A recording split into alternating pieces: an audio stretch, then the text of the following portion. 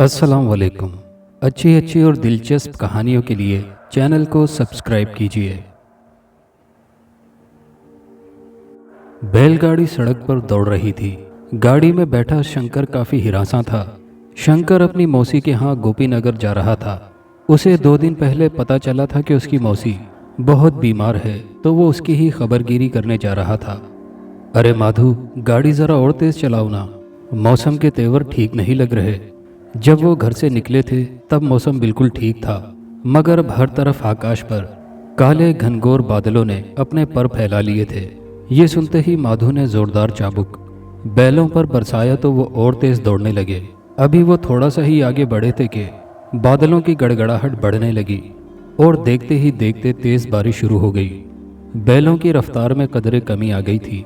माधु बराबर बैलों पर चाबुक बरसाए जा रहा था, मगर बैल आहिस्तगी से चल रहे थे। ऐसे में जब बिजली चमकती तो यकलख्त हर तरफ रोशनी फैल जाती, और फिर जब रोशनी खत्म हुई तो हर तरफ अंधेरे की दबीज चादर तन जाती।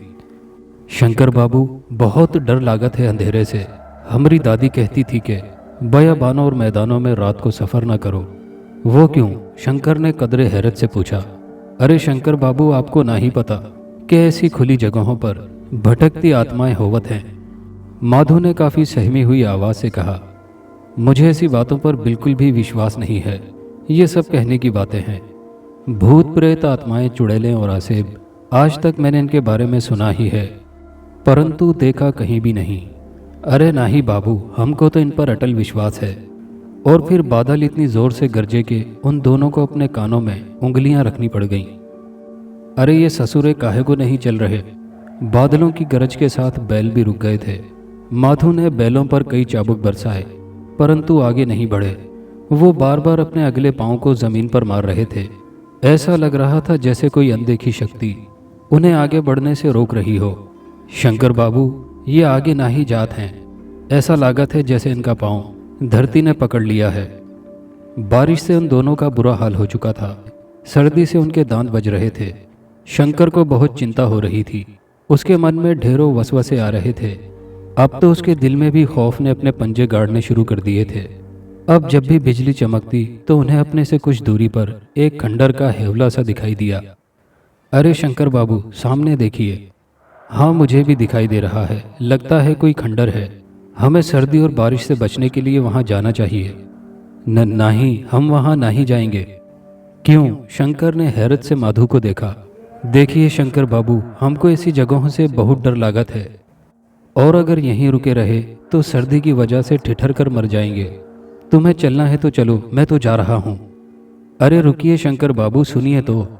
मगर शंकर सुनी अनसुनी करता खंडर की तरफ बढ़ गया।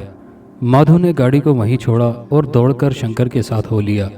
खंडर के पास पहुंचकर शंकर ने माधु को लालटेन रोशन करने को कहा। माधु ने जल्दी से शापर में लिपटी माचिस निकालकर लालटेन रोशन की तो दोनों बहुत हैरान हुए। जो खंडर उन्हें दूर से दिखाई दिया था, पास आने पर वो ऐसा नहीं था। वो तो कोई अजीमोशान महल मालूम हो रहा था। दोनों मबहूत से आगे बढ़े। शंकर ने जैसे ही दरवाजे को छुआ तो दरवाज़ा खुलता चला गया। वो दोनों डरते हुए अंदर दाखिल हो गए तो सर्दी का एहसास कदरे कम हुआ था। शंकर बाबू, ज़रा एहतियात से, माधु ने आहिस्ता से कहा, जैसे कोई और न सुन ले। अब तुम ये मत कहना कि यहाँ भी कोई आत्मा वगैरह है। शंकर का चेहरा बिल्कुल सपाट था। उसके चेहरे पर ऐसा कोई रद्द अमल नहीं था जिससे ये जाहिर होता कि शंकर डर रहा है। शंकर बाबू, ऐसी बातें ना कीजिए। हमारे दिल में हौल उठ रहे हैं। माधु इस माहौल से हिरासा हो चुका था। खैर, उन्होंने लालटेन की रोशनी में सहन उबूर किया तो आगे 4-5 सीढ़ियाँ तय करके ऊपर गए। यहाँ तो दर्जनों के हिसाब से कमरे हैं कि अचानक उन्हें एक कमरे में से हल्की सी रोशनी दिखाई दी। उस रोशनी से लगता था कि यहाँ कोई रहता है। चलो चलकर देखते हैं। वो दोनों उसी कमरे की तरफ बढ़ गए जहाँ से रोशनी आ रही थी। जब वो कमरे के पास आए तो कमरे की हालत देखकर दोनों हैरान रह गए। इस खंडर में ऐसा कमरा होगा ये तो उन्होंने सोचा भी नहीं था। माधु, तुम्हारा क्या इरादा है?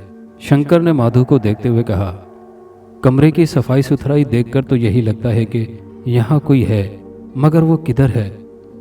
यहाँ पर कोई है? शंकर ने ऊंची आवाज़ से कहा, मगर शंकर की आवाज़ आसपास गूंजकर रह गई। शंकर ने फिर आवाज़ दी मगर जवाब न आया। कमरे में 2 पलंग थे। कमरे में मौजूद आतिशदान में आग भड़क रही थी। बाहर की निस्बत कमरा काफ़ी गर्म था। दोनों के कपड़े पानी से शराबूर हो चुके थे। माधु ने पलंग से बड़ी सी चादर खींचकर शंकर को थमा दी। शंकर बाबू, आप इस चादर की धोती बांध लो और कपड़े उतारकर मुझे दे दो ताकि मैं इन्हें सुखा दूं। कुछ ही देर में दोनों के कपड़े सूख चुके थे। माधु ने कमरे की कुंडी अंदर से भेड़ दी और दोनों पलंग पर आकर लेट गए। पलंग पर लेटते ही माधु को बैलों की चिंता सताने लगी। शंकर बाबू, न जाने बैलों का क्या हाल है। कुछ नहीं होगा उन्हें, वो बिल्कुल ठीक होंगे, शंकर ने कहा और करवट बदलकर लेट गया। अभी उन्हें लेटे कुछ ही समय बीता था कि उन्हें कुछ मुबहम सी आवाज़ें सुनाई देने लगी। शंकर बाबू, आपको कुछ सुनाई दे रहा है? माधु एकदम घबरा गया। हाँ, शंकर ने भी असबात में सर हिला दिया। रफ्ता रफ्ता आवाज़ें वाज़े हो रही थी। आवाज़ों में सिसकियां भी शामिल थी। दोनों सकते के आलम में एक दूसरे को देख रहे थे। माधु फटी आंखों से शंकर को देख रहा था, जैसे कि ये कह रहा हो कि मैं ना कहता था कि यहाँ ना आए। कृपया मेरे घुंघरू मुझे वापस दे दीजिए और मुझे जाने दीजिए। वो किसी औरत की आवाज़ थी जिसके लहजे में बेपनाह इल्तिजा थी। दोनों अब परेशानी के आलम में एक दूसरे को देख रहे थे। शंकर बाबू, ये क्या है? ये आवाज़न, वो औरत, वो आवाज़ें अब इल्तिजा में बदल चुकी थी। मुझे क्षमा कीजिए, जाने दीजिए, मेरे घुंघरू वापस कर दीजिए, मैं आपके आगे हाथ जोड़ती हूँ। अब औरत ज़ारो कतार रो रही थी। जाने देंगे, अवश्य जाने देंगे तुझे, परंतु जब तू हमारा मन खुश करेगी। ये कोई मर्दाना आवाज़ थी। ये ठीक नहीं, मैं ऐसा किसी सूरत में नहीं करूँगी। ये सब करने से पहले मैं आत्महत्या कर लूँगी। अब औरत के लहजे में सख्ती थी। वो दोनों मामले की तह तक पहुँच गए थे। लगता है कोई मर्द किसी औरत को उठा लाया है ताकि इस सुनसान जगह पर उसका बलात्कार कर सके, शंकर ने कहा। और शंकर बाबू, ऐसा लागत है जैसे वो कोई तवाइफ है, माधु ने कहा। तो शंकर ने भी इस्बात में सर हिला दिया। हाँ, मुझे भी ऐसा ही लग रहा है। इस समय उसे हमारी सहायता की ज़रूरत है। हमें उसकी सहायता करनी चाहिए। हाँ शंकर बाबू, हमें उसकी सहायता करनी चाहिए। ये कहकर वो दोनों अपने अपने पलंग से नीचे उतरे। शंकर ने आगे बढ़कर दरवाजे की कुंडी हटा दी तो सामने का मंजर देखकर दोनों के हवास गुम हो चुके थे। ऐसी सुंदर नारी उन्होंने अपने जीवन में आज तक नहीं देखी थी। वो तो कोई देवी अप्सरा लग रही थी। उसके नाजुक होंठ ऐसे थे जैसे गुलाब की कोमल पंखड़ियाँ। सुतवा नाक और उसके शरीर के नशेबो फराज किसी भी मनुष्य के हवास गुम कर देने के लिए काफ़ी थे। उसने सुर्ख रंग का लहंगा पहन रखा था जो उसके हुस्न को दो आतिशा बना रहा था। शंकर और माधु का सकता लड़की की चीख से टूटा था। तुझे तेरे घुंघरू बहुत प्यारे हैं ना, तो ये ले। और ये कहते ही उस आदमी ने बड़ी जोर से घुंघरू को दीवार पर दे मारा। तब घुंघरू एक झनकार के साथ टूट गए और ज़मीन पर इधर उधर बिखर गए। अब वो आदमी कह कहे लगाता उस औरत की तरफ बढ़ रहा था। जालिम, तूने मुझसे मेरे कीमती घुंघरू छीन लिए। तू मनुष्य नहीं, राक्षस है। राक्षस, मेरे नज़दीक मत आना। मगर उस आदमी ने आन की आन में आगे बढ़कर उसे दबोच लिया। बचाओ बचाओ, औरत की आवाज़ फिजा में गूंजी तो अब शंकर से रहा न गया। खबरदार, इसको छोड़ दे। शंकर की हिम्मत जवाब दे गई थी। उससे लड़की की बेबसी देखी ना जा रही थी।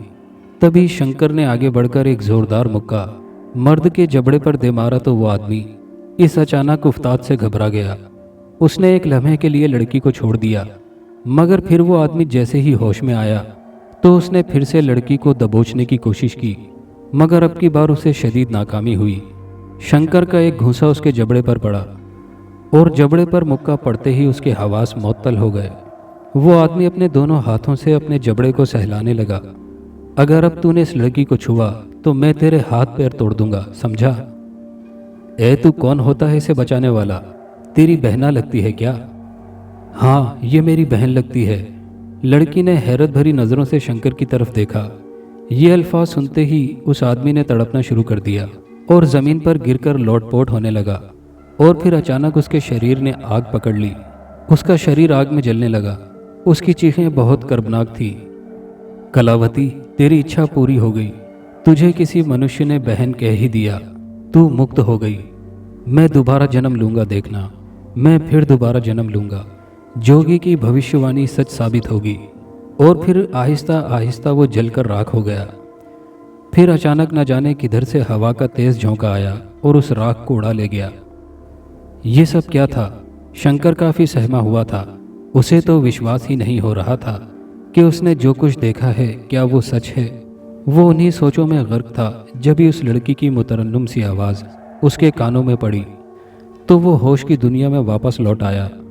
धन्यवाद, आखिर आपने मुझे इस चक्रव्यूह से मुक्ति दिलवा ही दी। मैं आपकी बहुत आभारी हूँ। वो कुछ समय के लिए शांत हुई और फिर बोली, आप देवता समान हैं। मुझे आप कोई भले पुरुष मालूम होते हैं। आप गंगा की तरह पवित्र हैं। आपने गंदे मन से आज तक किसी नारी को नहीं छुआ, तभी तो आपके बहन कहने पर उस आत्मा का अंत हो गया। क्या तुम भी कोई बुरी आत्मा हो? शंकर ने थूक निगलते हुए कहा। और वो घुंघरू, ये सब क्या चक्कर है? इन सब बातों के दरमियान माधु बेचारे की हालत बहुत दगरगू हो चुकी थी। अगर शंकर उसका मालिक ना होता तो वो कब का यहाँ से भाग चुका होता। बताती हूँ, मैं आपको सब कुछ बताती हूँ। अरे आपको तो सर्दी लग रही है, आप अंदर आइए। वो तो ऐसे कह रही थी जैसे उस पर तो सर्दी का कोई असर ना हो रहा हो। ये बात उन दोनों ने नोट की थी। जब हम तीनों अंदर आए तो दरवाज़ा खुद ब खुद बंद होता चला गया। ये देखकर माधो की हल्की सी चीख निकल गई। आप लोगों को डरने की कोई आवश्यकता नहीं। और फिर अपने आप ही आतिशदान में आग भड़क उठी। ये सब देखकर शंकर हैरान रह गया। ये सब मेरी शक्ति की वजह से है, आप धीरज रखिए। अंदर आकर वो दोनों काफ़ी पुरसुकून हो गए थे। सर्दी का एहसास अब कदरे कम हो चुका था। मेरा नाम कलावती है, मैं एक तवाइफ थी। बाकी तवाइफों की तरह मैं भी नाचती थी, परंतु उन सब में मैं सबसे ज़्यादा सुंदर थी और मेरा नाचना सब पर भारी था। जब मैं नाचती तो देखने वाले हैरत ज़दा हो जाते थे। जब मेरा जन्म हुआ था तब मेरी माँ परलोक सुधार गई थी, मगर मेरे लिए वो एक निशानी छोड़ गई थी, हमारे ख़ानदानी घुंघरू। जब मैं 16 बरस की हुई तो उन घुंघरू को लक्ष्मी बाई ने मुझे देते हुए कहा, ये लो, ये तेरी माँ की आखिरी निशानी है। तेरी माँ की आखिरी इच्छा थी कि जब तू जवान हो जाए तो इन घुंघरुओं को पहनकर अपनी माँ की इच्छा पूरी कर दे। ये पकड़ तेरी अमानत। लक्ष्मीबाई ने वो घुंघरू मेरी तरफ बढ़ाते हुए कहा, और हाँ, जल्दी से तैयार हो जा। आज तुझे बनारस के मंदिर में देवता के सामने नाचना है। वहाँ पर बहुत धन दौलत वाले पंडित पुरोहित करेंगे। तूने अपने अंदाज से उनको खुश करना है। अरे तेरे तो भाग खुल जाएंगे। वहाँ के सबसे बड़े पंडित ने खुद न्योता भेजा है। तू तो उनकी खास दासियों में शामिल हो जाएगी। फिर देखना कैसे तेरे वारे नियारे होते हैं। लक्ष्मीबाई मुझे चहक चहक कर ये सब बातें बता रही थी और मैं मन ही मन में बहुत खुश हो रही थी। मैं अपने जीवन में पहली बार बनारस के सबसे बड़े मंदिर में जा रही थी और उसी खुशी में मेरा अंग अंग मसरूर था।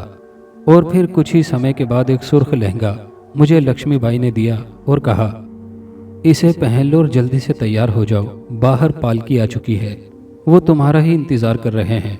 ये कहकर लक्ष्मीबाई चली गई और मैं दिलो जान से तैयार होने लगी। जब मैंने आईने में खुद को देखा तो अपने ही हुस्न में खो गई। फिर मैंने पाँव में घुंघरू बांधे।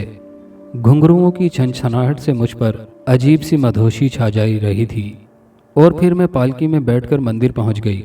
मैं जब वहां पहुंची तो बहुत हैरान हुई, क्योंकि वहां मंदिर में चंद पंडितों के अलावा और कोई नहीं था। मैं समझी कि शायद मैं समय से पहले आ गई हूँ। मैं बहुत थक गई थी। मैं उन सब से मिली और फिर मुझे कमरे में पहुंचा दिया गया।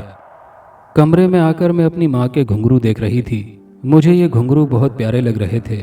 मैं इन्हीं सोचों में गुम थी कि अचानक दरवाज़ा खुला और एक पंडित अंदर दाखिल हुआ। उसके हाथों में कोई मशरूब था, जिसको उसने मेरी तरफ बढ़ाते हुए कहा, लो इसे पी लो, महापंडित ने तुम्हारे लिए भेजा है। और मैंने धन्यवाद कहते हुए वो मशरूब पी लिया। जैसे ही वो जाने के लिए मुड़ा तो मैंने उससे पूछा, काका, मेहमान नहीं आए? मेहमान? कैसे मेहमान? उस बूढ़े ने कदरे हैरत से कहा। मैंने उससे कहा तो वो मजीद हैरत से बोला, नहीं बेटी, आज मंदिर में किसी किस्म का कोई आयोजन नहीं है और ना ही मेहमानों ने आना है। बूढ़े ने कहा। मुझे घबराहट होने लगी थी। फिर मैंने उससे पूछा, क्या आप यहीं रहते हैं? तो उसने कहा, अरे मैं तो दास हूँ, सुबह से आता हूँ और रात गए घर वापस लौटता हूँ। ये सुनकर मुझे तशवीश लाहक हो गई। तो फिर बूढ़े ने मुझसे पूछा, बेटी तुम कहाँ से आई हो? जी मैं रामपुर के कोठे से आई हूँ और मुझे लक्ष्मीबाई ने भेजा है। ये सुनकर वो बूढ़ा अपनी जगह से ऐसे उछला जैसे उसे किसी बिच्छू ने डंक मार दिया हो। क्या बात है बाबा, आप इतने बेकल क्यों हो रहे हैं? ओह, तो तुम्हारे साथ छल हुआ है। छल कैसा बाबा? अरे बेटी, वो रामपुर के कोठे वाली लक्ष्मीबाई कभी कभार इस मंदिर के पंडितों को लड़कियां भेजती है और फिर ये उन लड़कियों के साथ। ये कहते हुए उस बूढ़े ने अपने सर को शर्म से झुका लिया। ये सुनकर तो मेरे शरीर में खून की रवानी रुक चुकी थी। ऐसे लग रहा था जैसे अभी मेरी आत्मा शरीर त्याग देगी। फिर एक ख्याल मेरे दिमाग में बिजली की तरह कूदा, क्यों न इस बूढ़े से कुछ मदद ली जाए। और फिर मैं उस बूढ़े से बोली, बाबा अब तो आप ही हैं जो मुझे इन राक्षसों के चुंगल से छुड़ा सकते हैं। ये सुनने के बाद वो बूढ़ा कुछ देर खामोश रहा और फिर बोला, मैं तुम्हें इस कमरे से बाहर निकाल सकता हूँ, बाकी आगे तुम खुद अपनी सहायता करना, क्योंकि अगर मैं उनकी नज़र में आ गया तो वो मुझे जलाकर भस्म कर देंगे। वो बहुत शक्तिशाली हैं। और फिर उस बूढ़े ने कमरे से निकलने में मेरी मदद की। मगर उस दिन मेरी किस्मत फूट चुकी थी। किस्मत की देवी ने मुझसे मुंह फेर लिया था। मेरे घुंघरुओं की छन छन से उन्हें मेरे भागने की खबर हो गई थी। मैंने फुर्ती से अपने घुंघरू उतारे और अपने सीने से लगा लिए। बड़ा दरवाज़ा मेरे सामने ही था। मैं बस भागने ही वाली थी कि उन लोगों ने मुझे घेर लिया। उनकी आंखों से शैतानियत टपक रही थी। मेरे एन पीछे देवी माँ का मुजस्समा खड़ा था। वो गिनती में 3 थे। अब वो मेरी तरफ बढ़ रहे थे। देखो, मुझे जाने दो, मैंने आप लोगों का क्या बिगाड़ा है? मुझे क्षमा कर दो, जाने दो मुझे। मैं अपनी बेबसी पर रो रही थी, लेकिन वो मेरी कोई भी विनती नहीं सुन रहे थे। मैं पीछे हटती जा रही थी और वो मेरी तरफ बढ़ रहे थे। मैं देवी माँ के मुजस्समे से जा लगी। मुझे जाने दें। अवश्य जाने देंगे, लेकिन तब जब नहीं, मैं ऐसा कुछ नहीं करूँगी, मैं मर जाऊँगी। और फिर एक पंडित ने आगे बढ़कर मुझसे मेरे घुंघरू छीन लिए और दूसरे ने मेरी कलाई पकड़ी। मेरे मुंह से सिसकियां निकल रही थीं। मेरे घुंघरू मुझे वापस कर दो। मगर उसने घुंघरू को जोर से फर्श पर फेंक दिया तो घुंघरू टूटकर इधर उधर बिखर गए। और फिर उन तीनों ने आगे बढ़कर मुझे पकड़ लिया। मैंने बहुत कोशिश की कि उनकी गिरफ्त से निकल जाऊं, लेकिन सब कोशिशें बेकार साबित हुईं। उन जालिमों ने मेरी एक न सुनी और एक घिनौना खेल देवी माँ के सामने खेला जाता रहा। वो तीनों रावण बने हुए थे। वो समय दरिंदे बने हुए थे। उनकी आंखों पर और सोचों पर हवस की पट्टी बन चुकी थी। वो पागल कुत्तों की तरह मुझे नोच रहे थे। उन लोगों ने तो देवी माँ के पवित्र स्थान को अपवित्र कर दिया था। उन लोगों ने बारी बारी मुझे अपनी हवस का निशाना बनाया। और फिर एक समय आया जब आत्मा ने मेरे शरीर का साथ छोड़ दिया। वो अब होश में आ चुके थे। तो एक ने आगे बढ़कर मेरी नब्ज को टटोला तो वो घबराकर दूसरे दोनों को देखने लगा। अरे, इसकी तो मृत्यु हो गई है। अच्छा हुआ, अगर जीवित रहती तो हमारे लिए मुसीबत बन जाती। उनमें से एक ने कहा, अब इसका क्या करें? करना क्या है, मंदिर के पीछे गड्ढा खोदकर दबा देते हैं। किसी को कानो कान भी खबर नहीं होगी। किस्सा ही खत्म। और फिर उनके शैतानी कहकहे पूरे मंदिर में गूंजने लगे। उनमें से एक ने मेरे बेजान शरीर को अपने कंधे पर लाद लिया और मंदिर से बाहर आ गया। उस समय मंदिर में कोई नहीं था जो उनकी ये कार्रवाई देखता। फिर वो मेरी लाश को लिए मंदिर के पिछवाड़े आ गए और झाड़ियों में गड्ढा खोदकर मेरे शरीर को दबा दिया और फिर वहाँ से चले गए। ये सारी कार्रवाई मेरी आत्मा बड़ी बेबसी से देखती रही। मैं कुछ भी नहीं कर सकती थी क्योंकि मेरे पास शक्ति नहीं थी। मैं वहीं बैठी रही। काश उन दरिंदों ने मेरी चिता जला दी होती तो मैं परलोक सुधार जाती, परंतु उन राक्षसों ने मरने के बाद भी मेरे साथ जुल्म किया। मैं कुछ समय वहां बैठी रही और फिर चलती हुई देवी माँ के मुजस्समे के सामने आकर रुक गई और उसे देखने लगी और फिर बोली, तू भी तो एक औरत है, तो फिर एक औरत के साथ इतना बड़ा जुल्म क्यों होने दिया? क्यों मेरी आवाज़ मंदिर में गूंजी? तेरे सामने उन लोगों ने मुझे दरिंदगी का निशाना बनाया और तू कुछ ना कर सकी। तू केवल एक पत्थर का मुजस्समा है और कुछ नहीं। आज मैं बर्बाद हुई, कल कोई और तेरे सामने यूं बर्बाद होगी और तू कुछ ना कर सकेगी। फिर अचानक पूरे मंदिर में घंटियां बजने लगी। मंदिर के अंदर जैसे तूफान सा आ गया था। देवी माँ के मुजस्समे से रोशनी फूटने लगी। मैं हैरत से ये सब कुछ देख रही थी और फिर एक मुतरन्नुम दिलकश आवाज़ पूरे मंदिर में गूंजी, पुत्री, हमने तेरी विनती स्वीकार कर ली है। इन राक्षसों ने जो कुछ तेरे साथ किया बहुत बुरा किया। इनके पापों का घड़ा बढ़ चुका है, और जब पापों का घड़ा भर जाता है तो वो फूट जाता है। इनका अंतिम समय आ चुका है। इनका अंत तेरे हाथों लिखा जा चुका है। और फिर मुजस्मे से एक शोला सा निकला और मुझ में समा गया, और फिर देवी माँ का त्रिशूल हवा में उड़ता हुआ मेरे हाथों में आ गया। मैं हैरानगी से त्रिशूल को देखने लगी, और फिर देवी माँ की आवाज़ उभरी, जा और जाके इन पापियों का सर्वनाश कर दे, ले ले अपना बदला। और फिर मुजस्मा साकित हो गया, और घंटियां बजना बंद हो गई, और मंदिर में फिर पहले जैसा सन्नाटा छा गया। वो तीनों एक ही कमरे में बेसुध होकर पड़े हुए थे। मैंने एक कटीली सी नज़र उन तीनों पर डाली और आगे बढ़कर त्रिशूल को एक के सीने में घोंप दिया। उसकी चीख बड़ी दिलदोज थी। चीख की आवाज़ सुनकर वो दोनों भी उठ बैठे। अपने साथी की यह हालत देखकर वो दोनों सकते में आ गए। ये क्या है? उनमें से एक की आवाज़ उभरी, तुम सबकी मौत। और फिर मैं जाहिर हो गई। वो खौफ से कांपने लगे। उनका पहला साथी मर चुका था। मैंने उसके सीने से त्रिशूल निकाला और फिर बारी बारी उन दोनों को भी मार डाला। मैं फिर से देवी माँ के सामने गई।